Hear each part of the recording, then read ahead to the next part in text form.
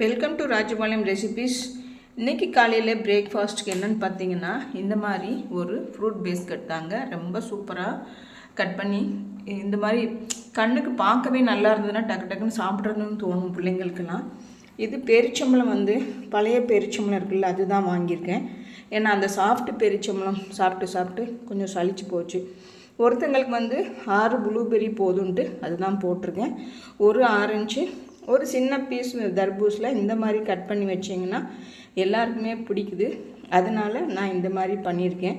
நீங்களும் சிரமம் பார்க்காம இந்த மாதிரி பண்ணி சாப்பிட்டிங்கன்னா சூப்பராக இருக்கும். மத்தியானம் லஞ்சுக்கு பார்த்திங்கன்னா ஒரு முடக்கத்தான் கீரை, இந்த சூப்பு மாதிரி இருக்குதுங்க. இந்த ரசம் நிறைய பூண்டும் மிளகும் கொஞ்சம் தூக்கில் போட்டு பண்ணி பாருங்கள். இது பார்த்திங்கன்னா பாவக்காய் தாங்க. பாவக்காயை பார்த்திங்கன்னா ரொம்ப குட்டி குட்டியாக கட் பண்ணி எனக்கு பாசம் இப்போயே சாப்பிடணும் போல் இருக்குதுங்க. அவ்வளோ ஒரு டேஸ்ட்டாக இருக்குது. கொஞ்சம் புளி கொஞ்சம் வெல்லம் போட்டு நீங்கள் பண்ணி பாருங்கள், அப்படி ஒரு சூப்பராக இருக்கும். இது பார்த்திங்கன்னா பீட்ரூட் பொரியல். இந்த நம்ம கட் பண்ணும் போதே கொஞ்சம் டிஃப்ரெண்ட்டாக பண்ணோம்னா ஒரே மாதிரி இல்லாமல் பிள்ளைங்களுக்கு ரொம்ப இஷ்டமாக சாப்பிடுவாங்க. இந்த மாதிரி நீங்கள் எத்தனை பேர் டேஸ்ட்டாக பண்ணுவீங்கன்ட்டு எனக்கு கமெண்ட் பண்ணுங்கள். எல்லாமே நம்ம டேஸ்ட்டாக வந்திருக்குது இன்றைக்கி.